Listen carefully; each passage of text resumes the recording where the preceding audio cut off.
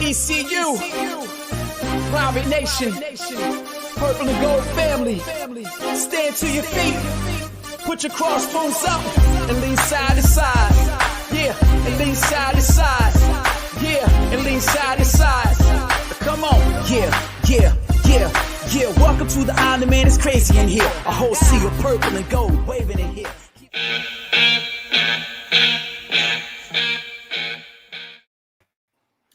Welcome into the Pirate Preview here on the Sports Objective. We're getting ready for a big game on Saturday night, Dowdy-Ficklen, 6 o'clock against Charleston Southern. I'm Dave Richmond along with my good friend Kyle from LaGrange. Barber, how are you, dude?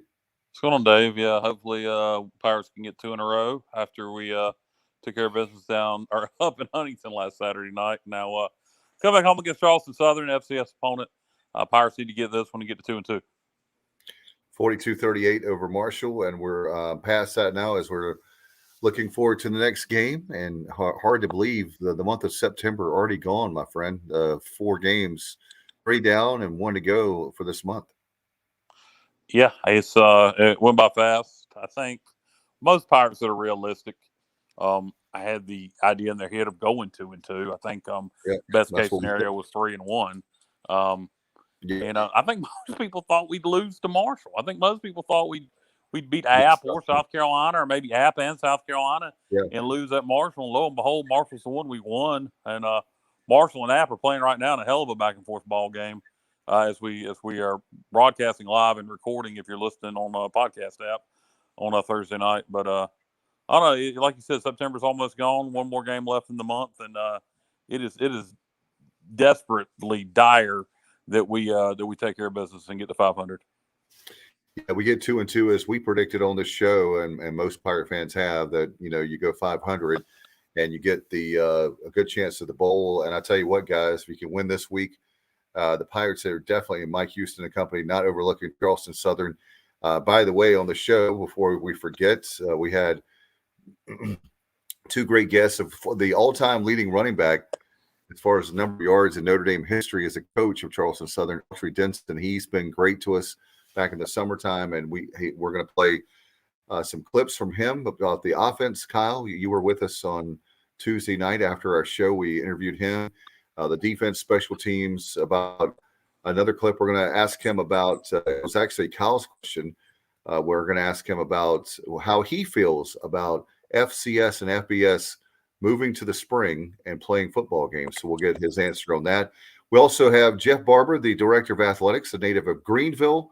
He graduated from Rose High and, of course, went to ECU and graduated in 1977. He has a great long tenure at East Carolina before going to multiple stops, including Liberty, and now is the 3rd director of all time at the great school Charleston Southern.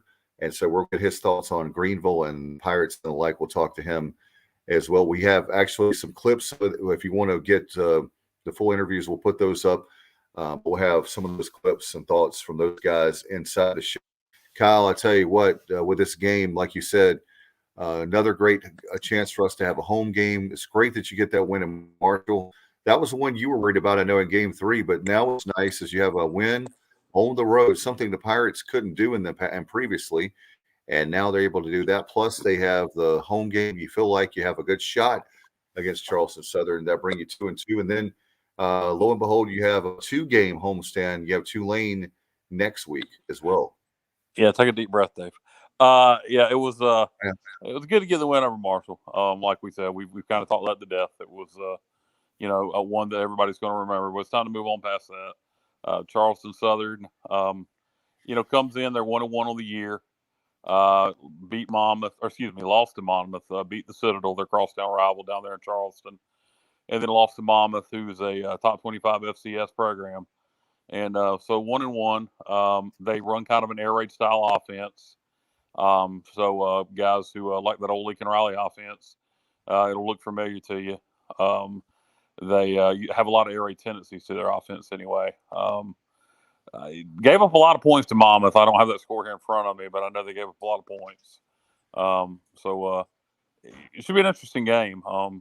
You got to handle your business, and when you're taking on a FCS opponent. And the Pirates haven't done that in the past.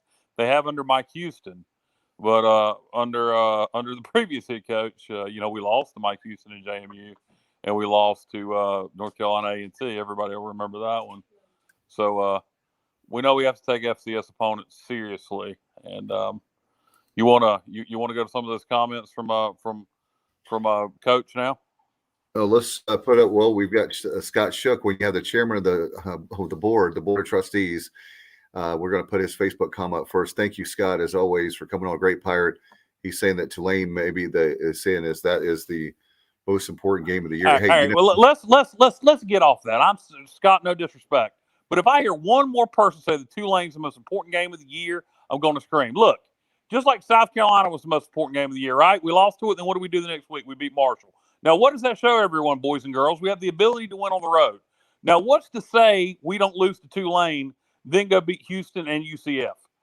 I mean, I don't. People have this misconception of Tulane. I'm not so sure Tulane's not better than Houston and UCF without their quarterback. UCF lost their quarterback for several weeks against Louisville. I'm not so sure Tulane is not better than both of them now. This ain't your daddy's Tulane. They play good football, and I know they gave up a lot of points to Ole Miss. And Scott Shook, I'm not taking this out on you. I'm just sick of hearing the Tulane is the game of the year. Look, we can lose to Tulane, then go win one of our next two on the road against Houston or UCF, and we'll be 3. And we'll be at that point. If we won one of those next two, we'd be 3-4.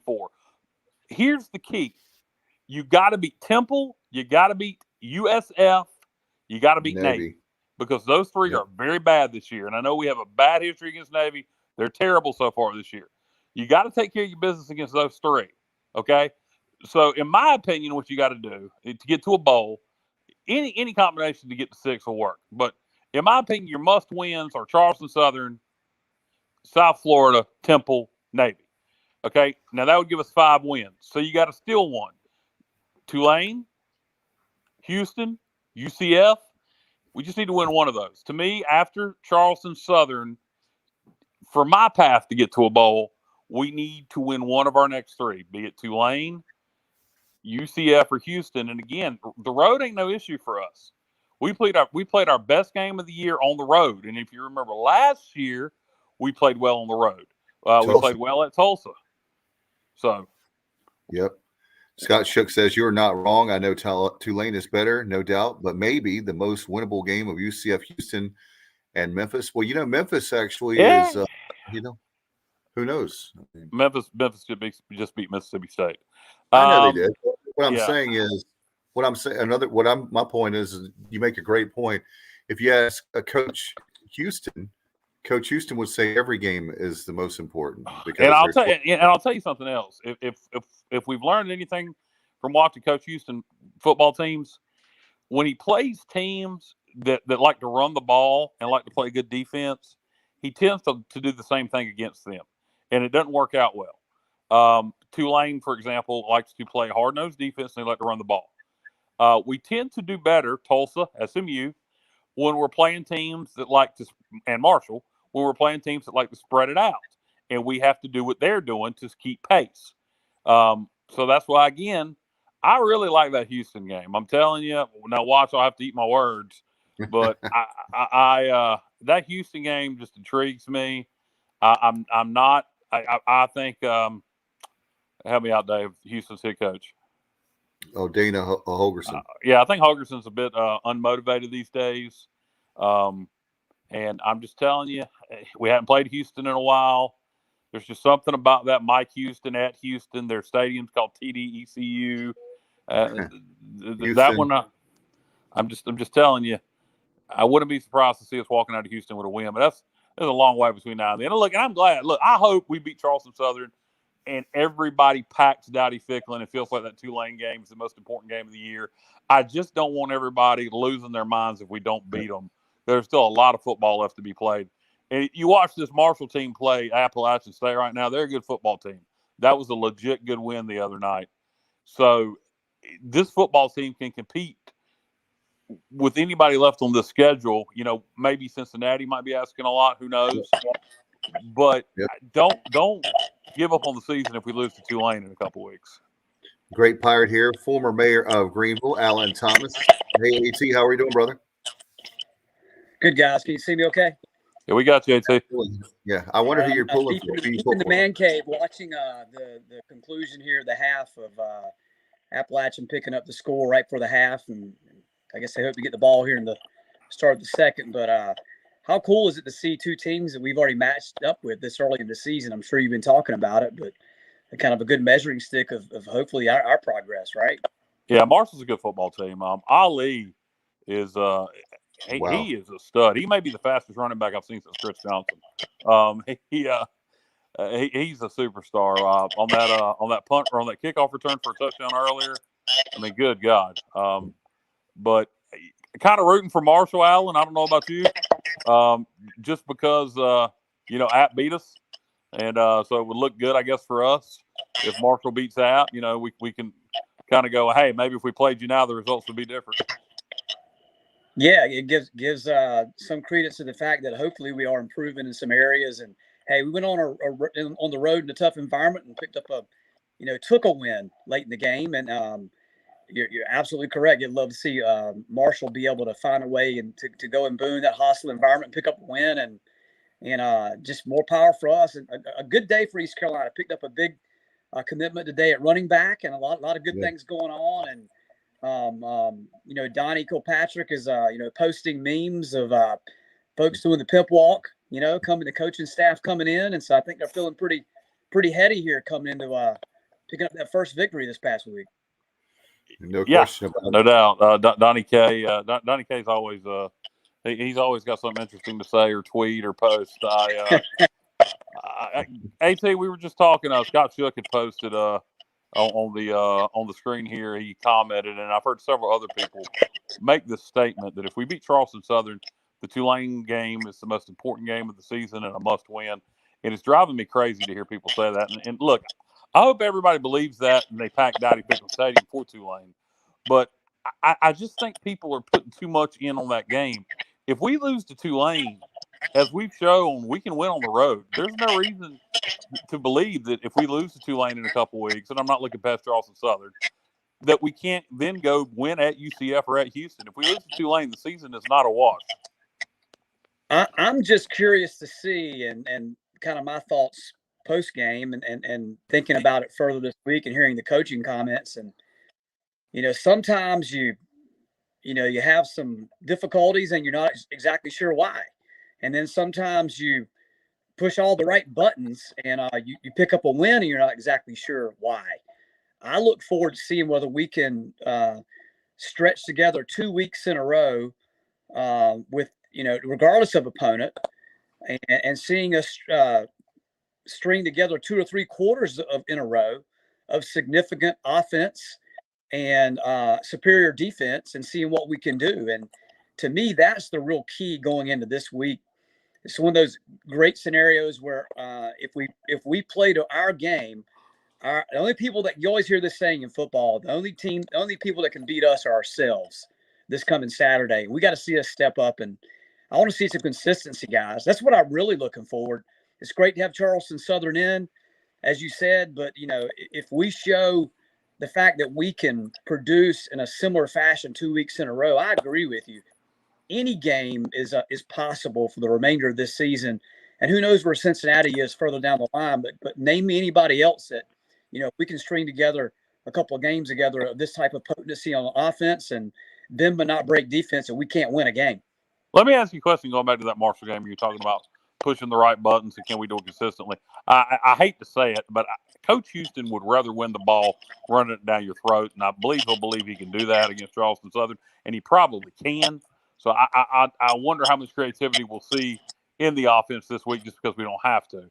But with that said, when CJ went out against Marshall, Holton really seemed to play better. And that's not taking anything away from CJ. But I kind of thought, CJ is such a focal point for Holton. He's been playing with him since high school. He targets him so much. I kind of wondered if it made him, scan the field more, find his tight end, go to Autry Denson, by CJ not being in there for a few plays? You know, you have some success with some guys, and I really think the fact that Calhoun and bringing a potent tight end play to the middle of the field completely changed our dynamic. Completely changed it. The fact that we had that matchup that we really haven't had all year, all of a sudden it makes a lot of things open. You create that interesting safety valve, and it really puts a stress on the defense. And yeah, sure, you know, CJ and Holton have had this connection for, 4 or 5, 6 years, but I tell you also just the confidence in Omatoso making catches that he wasn't making earlier in the year, having his best game he's probably maybe had in a year and a half. And seeing the tight end play, the first time we've seen that in the Houston era. Guys, maybe we're seeing the maturation of this offense right in front of our eyes, that we're not dependent on one matchup. It's not always throw. A few years ago, we had another guy, if you remember, we target 20 or 30 times a game. Oh, yeah. And if that gentleman didn't catch the ball, we didn't have a chance. But it's great to see a variety of us being able to spread the field here a little bit and give Holton more opportunity to be successful. Now, Calhoun, he'd been playing up to this point. I heard he was injured. That's why we haven't been throwing to him as much. What do you know about that? That's what has been alluded to during the whole process. And then you hear Donnie talking about that we have had a rotation of tight ends, and, that quite frankly, the tight ends weren't exactly running the crisp routes and not exactly in the right place at the right time, out of position to make some catches. And, we saw Jones make a great early play against Appalachian at tight end. And evidently he's still kind of grasping being in the right place at the right time. To be a good tight end, you got all three phases you got to be able to take care of, right? And we heard all the hype preseason about Calhoun was just this guy that was an NFL quality guy, if not an all conference. Shouldn't be a tight end better than him, in AAC play. And I guess we're starting to, maybe this was his breakout game, guys. I mean, we'll see, but I'd love to know that's if that's our safety valve for the next couple of weeks. It opens up so much more on our offense, and we still struggling to run the ball.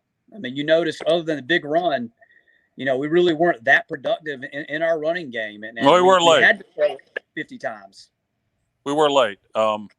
We had the one big run, but later in the game, once we actually started going to Calhoun, we were able to run the ball more successful.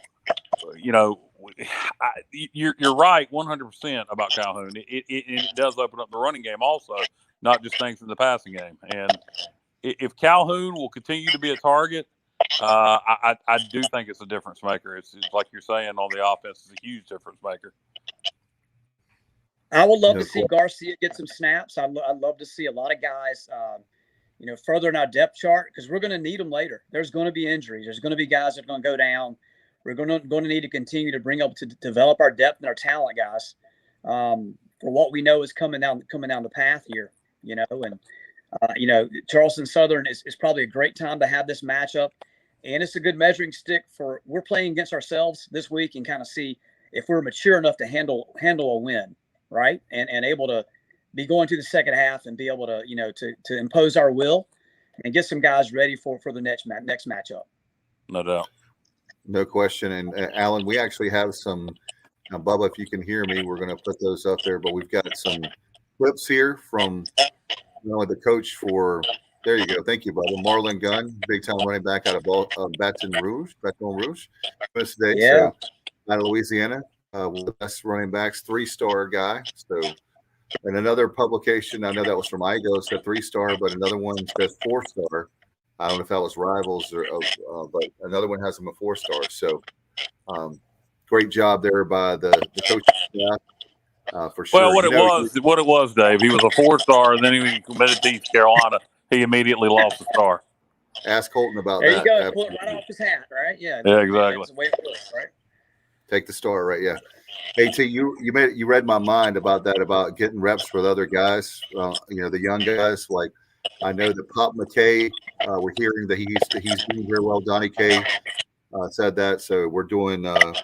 We have these guys that we have that Rajay and Keaton Mitchell, those guys that run back.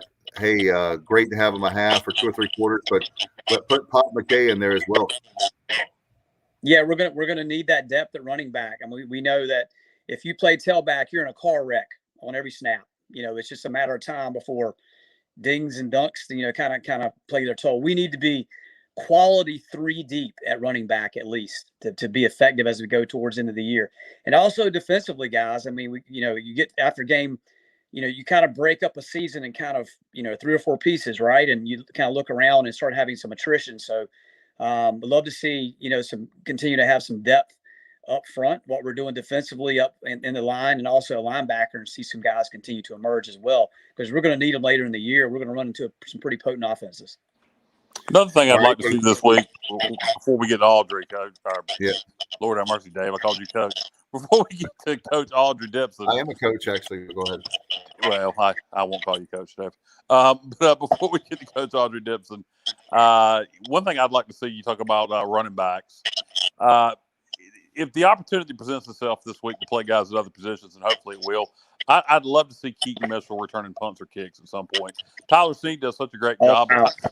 Snead is so small. It scares me to death, him touching the ball so much that at some point he's going to get hurt. I'd love to see Mitchell get a chance to return a kick. Yeah, and it all comes down to the coach's confidence in the kid's hands. I'll be honest with you. We've seen that where guys can be fast as lightning, but can you trust them, in traffic, making the catch? And maybe Keaton is great at that. Maybe that's an element of his game. I'd love to see it, especially on kickoffs, a little more forgiving in a kickoff opportunity, right? But, the punt game, it's can the guy make the catch, first and foremost, and protect the football. But, hey, kickoff game, we just saw it with Ali, right? They slid him in there in the Marshall game and put a little wrinkle in. Next thing you know, he's 90 yards down the field and like a scalded dog with a touchdown. Yeah, absolutely, and you're right about punts being a completely different animal. Kickoffs is probably where you need to see Mitchell try that. And, they've probably done it at practice, I'm sure, but I'd like to see it in the game just to see what it looks like. All right, speaking of the Charleston Southern game, Alan and Kyle, Bubba, let's go down to Autry Denson. We have him now with some clips.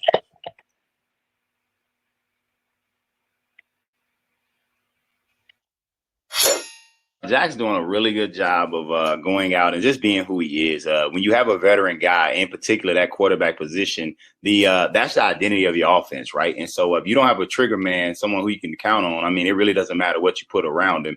So he's doing a phenomenal job of doing what he's supposed to do. But I'm really proud that he's making other people around him better. And so and that's what he has to continue to do, and that's what we need him to do. And so I'm pleased with the effort that Jack's putting in. Getting on him a little bit about managing the game. He's taken a few sacks that I don't agree with. I think that he has to do that a little bit better, but that's a part of his maturation. You can't be mad at Jack, because usually when he is holding the ball, he's trying to make a play. Coach, I heard Coach Houston, I believe, refer to your offense as is that air raid style offense? Is that what you would consider it? Yeah, it's a spread tempo offense. We have a lot of we do a lot of air raid principles in it, so I can see why he feels that way. Coach, talk about some other players on offense that maybe the fans will get a chance to see Saturday night in Dowdy-Ficklen. Monmouth in the last 2 weeks. JD Moore, a young man we got from Abbeville, has really been stepping up in the running back department. Kyrus Barnett has been doing a really good job. O-line looks like they're starting to, start being the people movers we need them to be. And just overall had some receivers. Garrett Swarton had a really good first week. Jeffrey Wall. So we still are trying, as you know, it's early in the season, and you're still trying to figure out if what you've seen in practice is going to match up when the live bullets start flying. And so we're still in that process of trying to figure out. But those are a few guys who come right to mind who have stepped up and made some plays when we needed them to over the last 2 weeks. All right, Autry Denson there, the head coach of Charleston Southern, of course, all-time leader running back in Notre Dame history. And by the way, you can see that whole interview with Autry Denson. We'll have that posted for you, but we got some clips for you right now. Next up, we have Autry Denson, and he's going to be talking about the defense. Let's hear that now.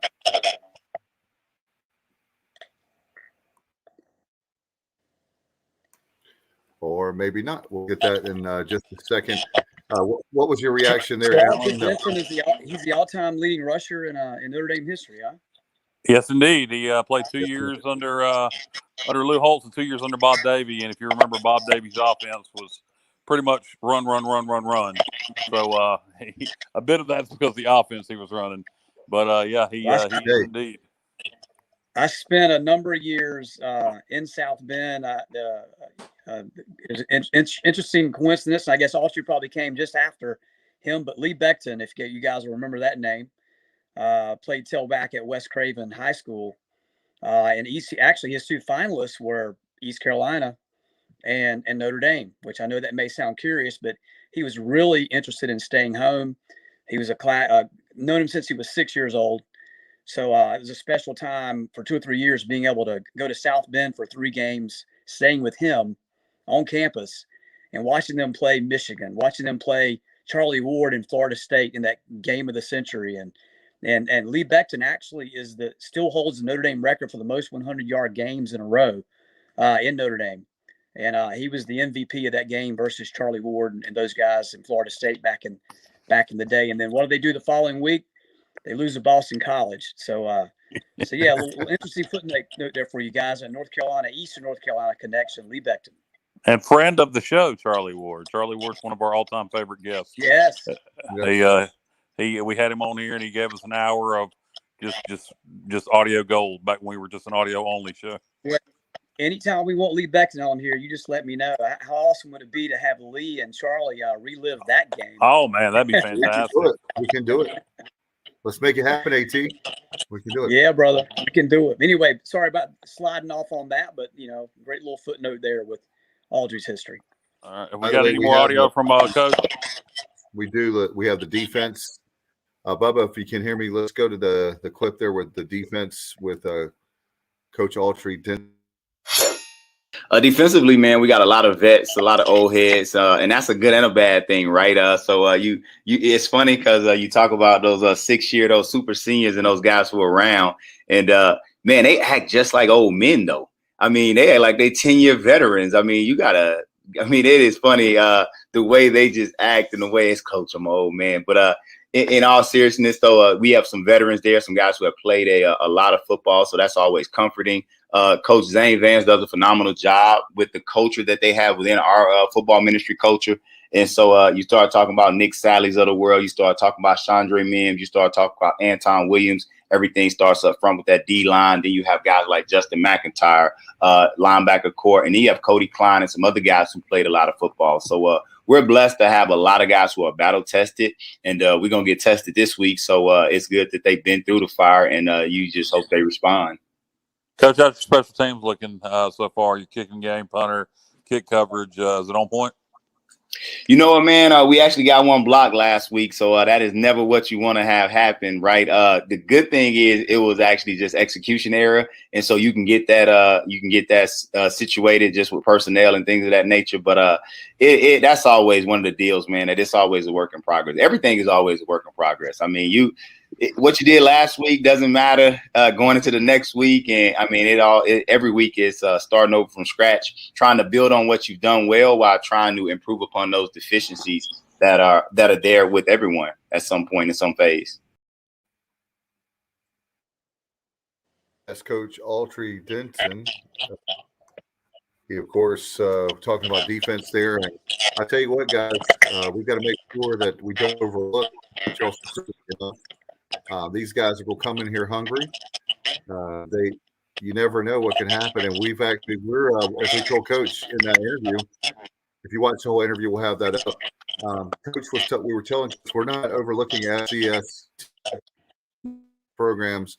One, of course, of Mike Houston in 2017, early in the 2017 season, the first game, and of course, was that first game of 2018 as well.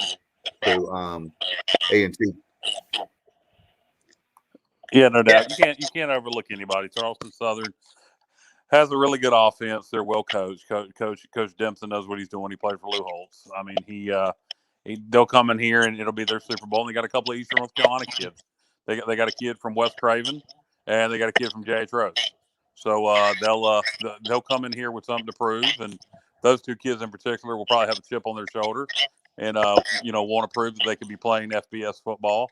And, we just seen it a couple of years ago with Jacksonville State and Florida State.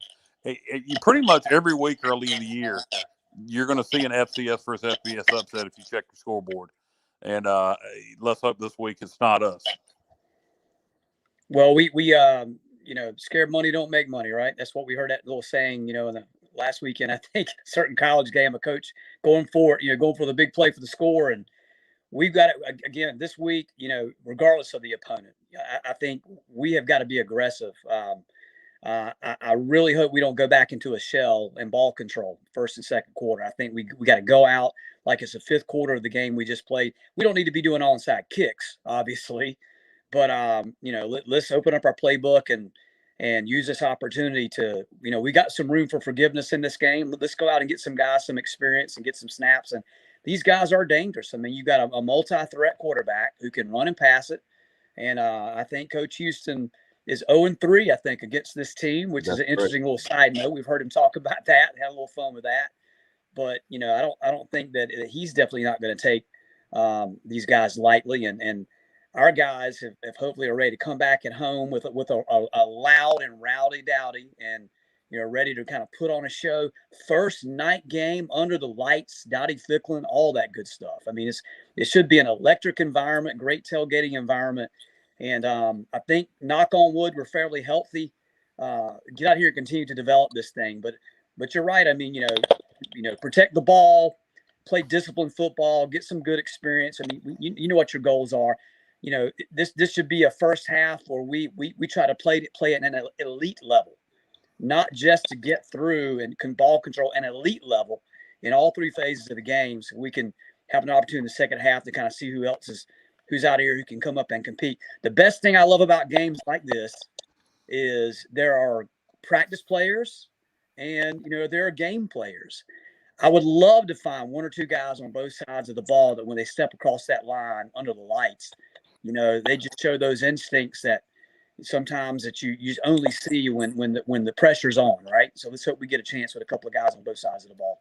You remember AT back in 2012 when we had a injury at running back and then another running back suspended, and we were down to our third string running back named Latavius Cooper against UTEP. Yeah. And all of a sudden we found out he was a pretty good running back. We sure did. Absolutely. So maybe you find somebody like that this week who hadn't touched the ball yet. Maybe, we got two great running backs. Maybe Pop McKay touches the ball and he's lightning in a bottle. Who knows? Maybe somebody that, that's not even on the radar gets in the ball game and makes play after play. What I'd love to see, and I know this isn't really Coach Houston's mindset. Who knows? But I'd love to see us try to score 50 in the first half. Tell the guys, let's see if we can get 50 in the first half and come as close as we can, and then empty the bench in the second. And, then again, Charleston Southern's going to be trying too. We might not have that opportunity. Don't want to disrespect our opponent, but I'm like you, AT. I think if we come out and we go hard, don't play conservative, and try to put up as many points as we can, be wide open, we could get a lot of guys in the second half. And the good thing about the final, 7 or 8 minutes of last week, on the road, first true road game, they were fairly quick drives, but we put together for the first time this year multiple sustained drives in a row. And we had a situation where we used all 11 of our players on offense and quarterback, in many ways, to help sustain what I call the Patrick Pinckney, the moving of the chains, right? Find a way to get the first down, keep the thing moving. So it'll be interesting to see how much, if we go back into training wheels, from a quarterback position, or if we allow Holton, like I said, let the big dog eat, feed the big dog, let him do his thing. I would love to see us go 2 and 3 deep at quarterback by the end of this game, even beyond Garcia. We've got some talent at quarterback. Yeah. I would love to see who's our gentleman from Texas. Is it Stubblefield? Stubblefield is awesome. He's a great athlete. Loved him in the spring game, sat next to his dad and got to know them a little bit. And a guy who has a lot of Pinckney-esque qualities and the way he is able to move in the pocket. And, not a big, super strong arm, but just an accurate guy who has good field vision. I would love to see a chance for Garcia and all three of these guys, and maybe get a chance to see the field a little bit, and get a few linemen out there as well to see what they can do, on both sides of the ball. Yeah, guys, and go ahead, Dave. Guys, we had a chance to when we talked to Coach Denson, we talked to him also about special teams, and let's ask him about that right now. Another topic related to that. You always hear these pundits in media that are always, talking Power 5, and wanted to move the so-called Group of Five and the FCS to the spring. I would imagine. What are your thoughts on that? I know for me, I didn't see a lot of coverage of FCS football this past spring, and we were in the middle of baseball season here, so we as an outsider of a FBS program, I didn't follow it as much as I thought I would. I think football should be played in the fall. I have no interest in seeing FCS or Group of Five move to the spring permanently. Absolutely, man. Football is meant to be played in the fall, and I just think that was conversation, different things that just the general stuff that happens. The water cooler talk and all of that stuff. But I don't think you'll find anybody that will say that they would have to flip and play in the spring as opposed to playing in the fall. Now I'll tell you what I will, and I know this is something that's been floating out there. I think it would be good if you could play a spring game versus someone else. Start moving to that, especially where we're located, where you have your Clemsons, your South Carolina, your Coastals. You have other schools, because the one thing everyone, and I don't care if it's Power 5 or not, what you struggle with in the spring is depth, right? And actually having a quality spring game, because there's going to be a position that's going to be depleted just because you've lost your seniors and you haven't brought the freshmen on. And I think it can also, from an FCS standpoint, be another revenue stream. And so I am in favor of that, because I think that it'll give you kind of what we got in the spring, right, Kyle, which was what we got, a more in-depth evaluation, because we were able to see our guys against someone else. But to say a total season, I don't think you'll find anybody that would be up for that. How about that? So something I hate that, AT. I hate that talk about Group of Five to begin with, but to move us and FBS to spring is the lamest idea. And I hear talking heads talk about that. I can promise you folks on this show, you'll never hear. I don't know if I'm pretty sure you won't agree with that, but I'll let you answer that. But I don't want to see those games move to the spring. The only people that would be possibly discussing that would be anybody who, maybe played board games in high school and didn't play football and didn't experience what a brisk November or October night of, football is about. I mean, somebody that is looking for product to place on TV sometime in the spring because there's a lull in activity, and under no circumstance would I be in any way, it is interesting, the concept of maybe having a game, at the conclusion of drills, maybe a regional opponent and having a matchup, and maybe that's a little bit of a revenue producer.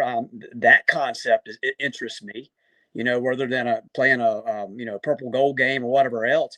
How cool would it be to have, 1 year you play App, 1 year you play State, 1 year you play South Carolina? Oh, I don't know if you want to do that, AT. I was thinking more like Little City State.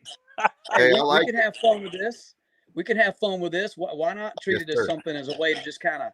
How are you going to get players hurt for a game that doesn't count? I don't believe I'd be playing. They get hurt in the spring game, I get hurt in the spring game. So South Carolina. And again, you see the pro teams do this all the time. They go travel to Denver and have controlled scrimmages, and maybe you're not out there treating it like it's a Super Bowl, but I think there'd be some intrigue with a spring match. Anyway, hey, you asked me and I told you. I mean, throwing interesting ideas out there that could be a wrinkle, in terms of something that's interesting. Yeah, I'm with you on playing a non-conference game. I'm with you on playing a different opponent during the spring besides yourself. I just wouldn't go with another FCS program. I'd go FCS Division II, Division III. I do not see FBS coaches wanting to go for FBS versus FBS in the spring. Could be wrong, but I can't imagine. The only upside to that, AT, may be what you just said, they may go, well, hell, South Carolina's not going to want to get their kids hurt either. So it may actually be safer than playing somebody like Elizabeth City State that would just be dying to beat East Carolina. Treat it like a Super Bowl, right? The way to kick off your next season, right? Yep. Yeah. Hey, just if we're looking for any intrigue for the spring, to me that would be a wrinkle that may not be a bad thing for folks to take a look at. But no, I think playing anybody else in the spring, having an actual game where you could sell tickets. Money, baby. I think it would definitely be a revenue generator for sure. How about that? When that's one of the things we talk about. We need to get Jeff Barber too. We had a comment from him about East Carolina. We'll do that in just a second. But AT, one of the things I sent from the Athletic was the fact that about the expansion for the American and about our TV deal may go down even significantly down. But what about that? If you could add some games like that in the spring, some big time matchups, that might help our TV deal, guys. Well, the TV deal. Look, we lost 3 big time schools with UCF, Houston, Cincinnati. So yeah, we're going to lose some money in TV. I don't know how much it's going to be. It's going to be who we replace them with. Will the Mountain West thing work out? Who knows? I think that's going to also be kind of dictated on. I think we're asking ESPN now for some ideas on numbers on if we get this school or this school, how much will it go down? And I think that's kind of what's holding things up. But it's going to go down some. The question is how much. Let me say this. It's interesting to hear the very guarded language that Oresco is using. We do have a pretty good poker player. There's been some times we looked around on this campus, and who's at AD or maybe in some other leagues who happen to be the commissioner and maybe not had some confidence. But we've got a guy who's been around the block in this media game and in this horse trading game that is out there. And hearing the coded language of him saying that, we aren't pursuing anybody that's not pursuing us right now is some pretty interesting language to hear. And some of the trial balloons being floated out there with some of these teams. I mean, Colorado State, San Diego State, you haven't heard Boise said as much here the past week or so. And, you also often hear, bird in the hand versus, bird in the bush or whatever, right? If they're waiting for an invite from the Big 12 that may or may not come years down the road, you wonder if that's a smart move for some of these teams. But I mean, if it's about the media deal, then I think that clearly defines the 3 or 4 teams who probably need to be at the top of the list if they're interested, if they're inclined. For us, obviously, we'd love to add a regional rivalry, 1 or 2 in our backyard. There's some obvious candidates. 2 of them are playing right now on the screen in front of me, right? And other candidates that make a lot of sense. But if it's about saving our media deal and being competitive long term, then and hearing some of the language from Oresco, I think this move further westward probably has a lot of merit. Not on my opinion, but in terms of keeping the media deal together. You've even heard some outlandish talk about, it's a different league now, going back to UConn. Whether they have an interest in coming back in the league, being engaged, but anyway, there's a lot of talk right now. I mean, look, there's 20 teams that would love that would jump at the chance to go to the AAC, and it's just a matter of which one enhance our probability with the next round of poaching that we know is probably going to come.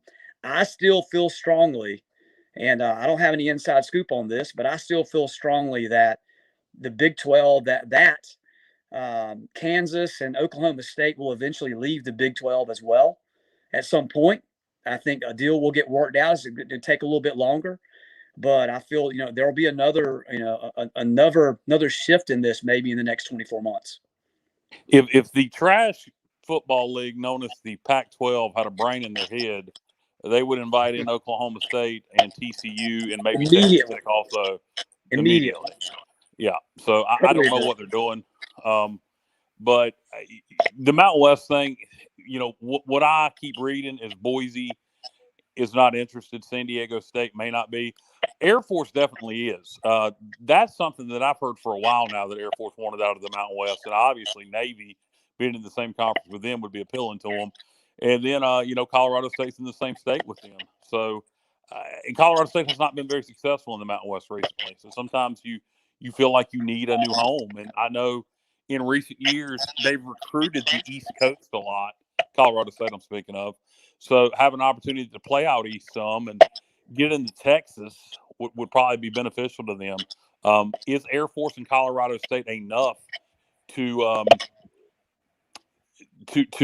warrant going out west? If Boise and San Diego State aren't going to come, is Colorado State and Air Force enough to warrant going that far west? Granted, Colorado is a lot closer to Texas than people realize. I've heard speculation that it's going to be Air Force, Colorado State, UTSA, and UAB. Yeah, a lot of talk about UAB because of the emerging market opportunity there. I was hoping that there would be more chatter about Army or somebody getting back in the Northeastern media market somehow, but haven't heard a lot of chatter on that here the past couple of weeks. But Oresco is a wily guy, so I'm sure that it's like waiting for the papal the Pope to be named, right? Waiting for the smoke, the puffs of smoke.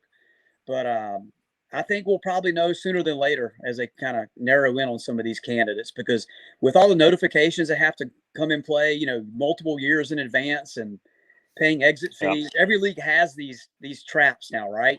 Mm-hmm. So you have, if you're looking to do something in 2024, you got to put the word out now. Yeah, exactly. And one thing I'll say this, and we'll move on from the topic.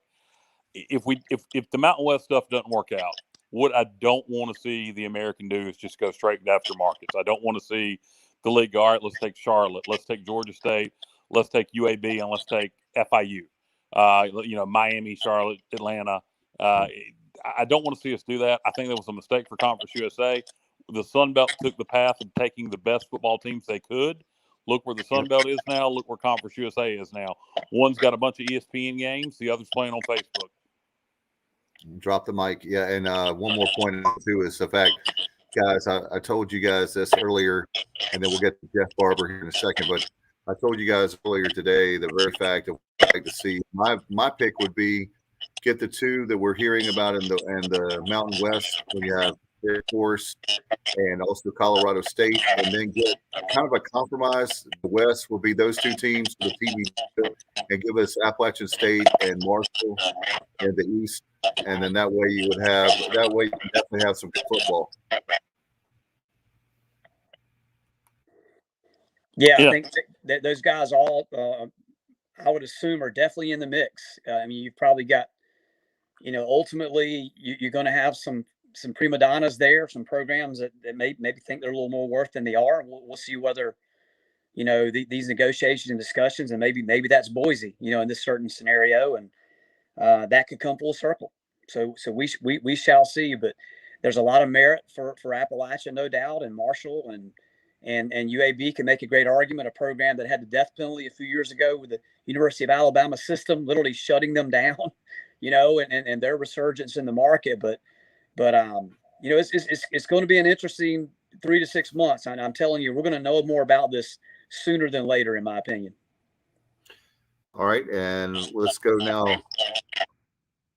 We'll go now to Jeff Barber. We had a chance to talk to him yesterday, and we're talking to him about East Carolina. And let's go to that clip with Jeff Barber. Let's go to that right now.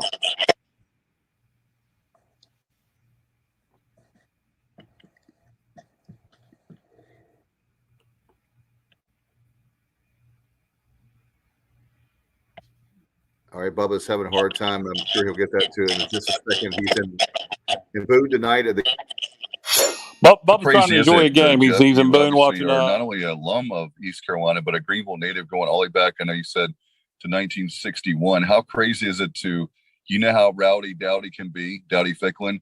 How crazy is it you're coming back as a director of athletics for a different school? It's pretty crazy, David. I think I've thought about it quite a bit. I think we've had the contract for a couple of years now, and I've thought a lot about it. The weird thing is, I've done this long enough. I've been at 5 different schools now, including East Carolina, that I know when I walk through the tailgate lots or whatever, I'm going to get the whatevers, and because be wearing a blue Buccaneer shirt or something, and they got no idea that the guy that they're talking to or speaking to or whatever, whatever you want to call it. That he's an East Carolina graduate, and kind of, I was back there with Dave Hart and all that kind of thing. So it's fine. It is what it is. You do this business long enough, and you learn to not take things personal that people don't realize. But it's going to be a lot of fun. But it's going to be exciting. Yeah, talk about how this matchup came to be. You said, I know it's a contract that had been in place for a couple years at least now. But John Gilbert, he made it clear that East Carolina was looking for early season FCS opponents, probably one a year. And then, obviously Charleston Southern likes to play an FBS opponent on occasion. So how did this game come about? Bubba, to be honest, I think it was pre-John. I'm pretty sure. I could check the contract and see. But the way it happened is when you're an FCS program like ours, if you want to do something like put in a new video scoreboard, we've got to pay for it. And it doesn't, we don't have the media rights. We don't have the money from the school necessarily. So basically the way we do that here is with game guarantees. So we're actually playing Georgia the last game of the year, and we got East Carolina this year. So I'm thinking it was about 2 years ago. I was trying to buy a Daktronics, a 52-foot video board, 10 millimeter pixel and all that fun stuff. You guys know about that. And I needed a game. So they said, well, we've got, you got this game scheduled and whatever. So there's a fellow by the name of Dave Brown who works with Gridiron, and he's kind of the master scheduler for college football. So we have a website, and I went on there, and there was a number of teams, FBS schools looking to buy a game for that particular date. And fortunately, East Carolina was one of them. I kind of had a little bit of do I really want to go back and this, but yeah, I do. So actually, believe it or not, the money that we'll make from this game will help us buy a new big football video board for our football stadium. So I think it was about 2 years ago. Wow, that was Jeff Barber there on East Carolina. By the way, if you want to see those interviews, you can just subscribe to our YouTube channel. It gives you a chance to see the whole interview. Over 30 minutes he spent with us yesterday. Alan, what a class act that he is, and appreciate him coming on and spending some time with us yesterday afternoon with Bubba and I. It was such a great time with him, and class act. So you can do that. Also, the coach, Autry Denson, was over 20 minutes long. Coach spent time with us. Alan, you want to talk about a great guy, a guy of his family, faith. He also is one that after practice, he spent time in his office and spent time with us on Tuesday night.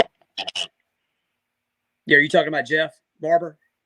Well, first with yesterday afternoon, he was wrapping up his day, but on Wednesday afternoon. But Tuesday night, Coach spent 20 minutes plus with us, and I spend time with his family, but he spent time out of his day to be with us on the objective.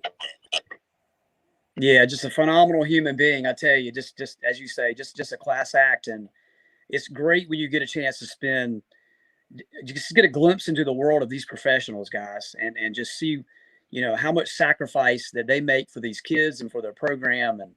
And look, they're paid for it. No doubt about it. But it's just great to meet the quality human beings that are out there, just doing great, because we've met them all now. We've met the good, the bad, and the ugly, as Clint Eastwood said. And it's good to really spend time around the quality guys and see them do it right.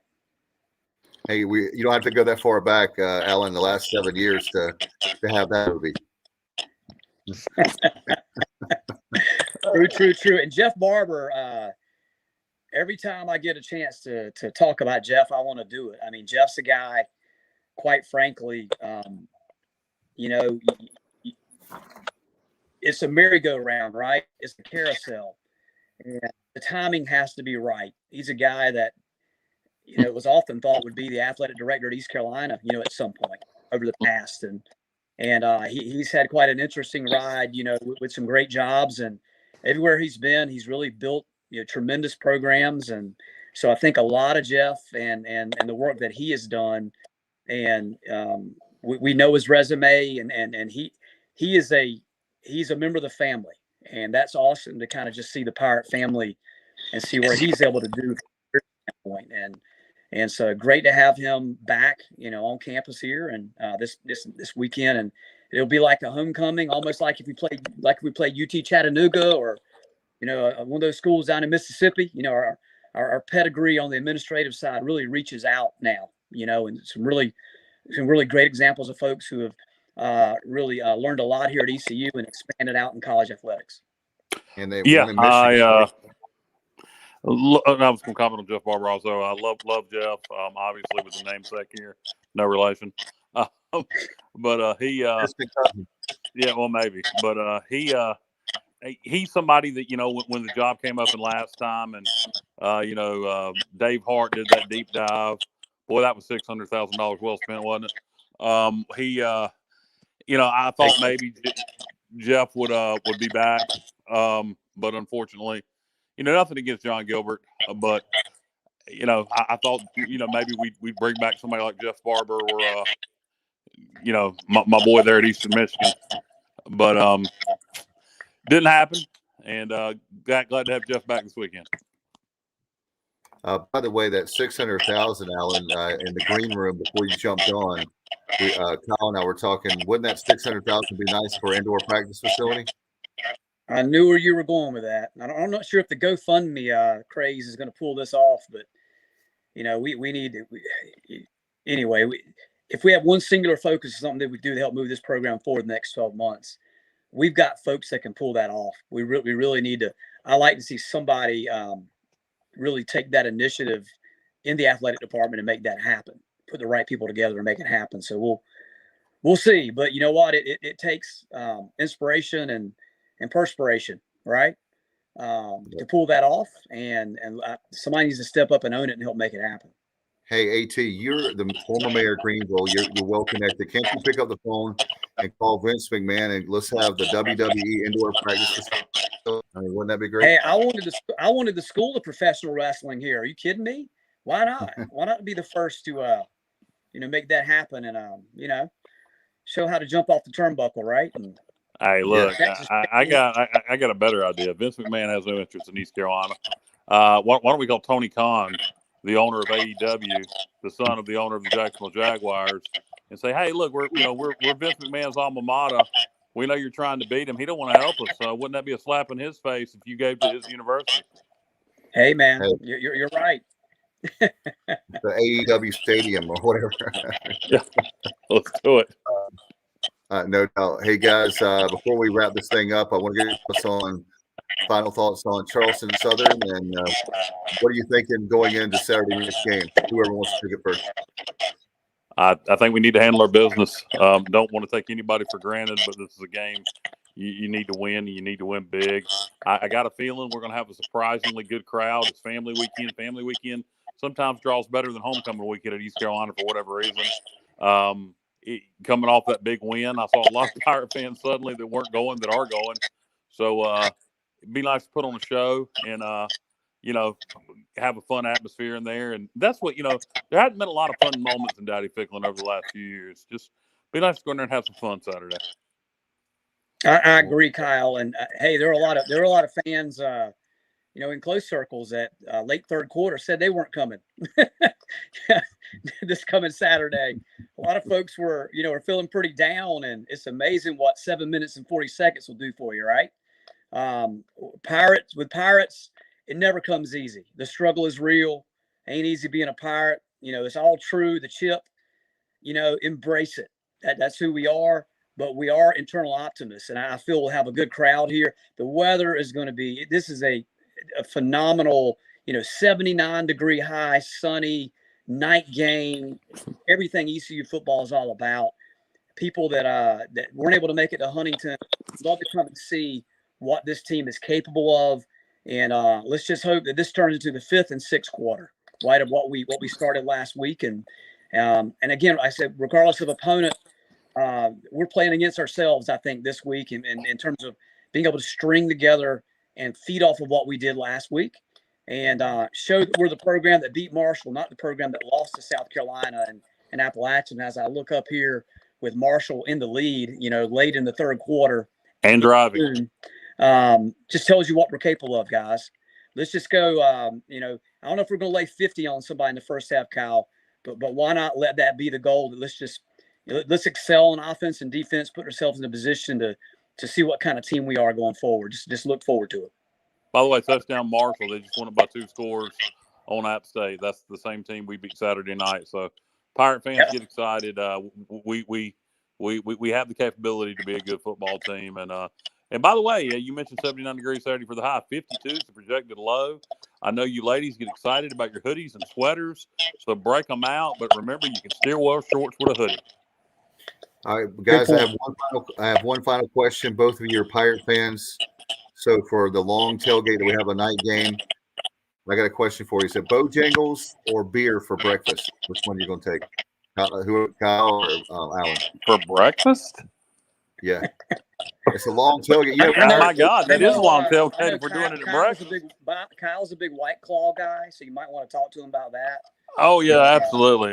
You're right. My favorite's raspberry. No, I'm going to go Bojangles and a little Jim Beam actually. But let's go with a Cajun filet and a Jim Beam and Coke. I would agree with a foundation of some heavy biscuits and grease early on, and as your anchor, as you move on through a long tailgate through the day, and maybe you steal a nap around 2:00 and rally up, get ready for the game. So, no question about it. It's going to be a lot of fun. And Pirates, by the way, before we go, if anybody wants to sponsor our show, then make sure that you do so. And AT, you're well connected. So anybody that wants to sponsor AT and Kyle Barber, maybe we'll have Kyle likes to cut a lot of promos, so maybe we can do that. But I want a guy that I know very well. Look, hey, if AT was going to cut a promo, it would be in vain of Eric Bischoff. That's for damn sure.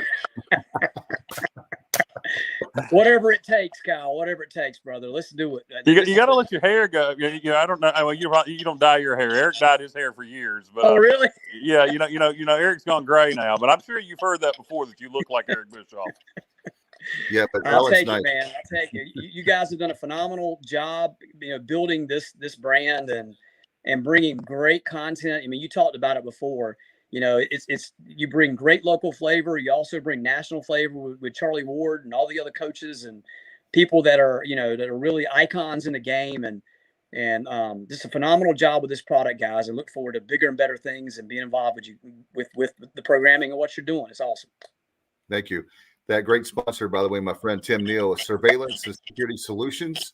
So make sure that you definitely, if you have any kind of security detail, you're like Alan Thomas and you're a VIP and you need security, like bodyguards around you, Tim can do that. You need private eye work, Tim can do it. They can do it all, but it's Surveillance and Security Solutions. Appreciate them sponsor the show and being a part of it. As we grow, and I told T earlier about some ideas we have, we're going to grow this thing, then we're going to need more and more sponsors. So I appreciate that very, very much. Kyle, buddy, appreciate you very much. The tailgate slots will open. Guys, help me out. I know that 6 o'clock game. So is that 6 hours at a time? Is that a noon? I think it's a nooner when the tailgate fields, will be open. And I guarantee you, people will be lined up and ready. And it's what it's all about. Fall in Eastern North Carolina and the wafting smoke of those pig cookers and just that smell of great food and laughter and music and all the things that make Greenville special and East Carolina football special in Pirate Nation. So buckle up and get in here and have a great time on Saturday. No doubt about it. I love my new parking space. It just means I'm old, 48 years old. I finally am able to park near the stadium. So, by the way, I want to let everybody know, speaking of after the game, we're going to have our Pirate playback sometime around 10:30 or so. Hopefully people will join us. Maybe we can do it live there, guys, on the tailgate fields if you guys have time. Maybe we can do it there, but that'll be coming up around 10:30. Something depends on I don't know how long that game. It might be shorter. Who knows? But it'll be definitely Saturday night after the game. Our Pirate football playback, and hopefully we're talking about a victory, guys. So I'm not going to take anything for granted until after the fact, no doubt. I appreciate you guys. AT, thanks to Jeff Barber and also the Charleston Southern University head football coach, Autry Denson. Appreciate him as well. Thank you, Bubba, for producing and Boone very much to the game. Until next time, you've been watching and listening to the Pirate Preview right here on the Sports Objective. Good night, everybody, and as always, go Pirate.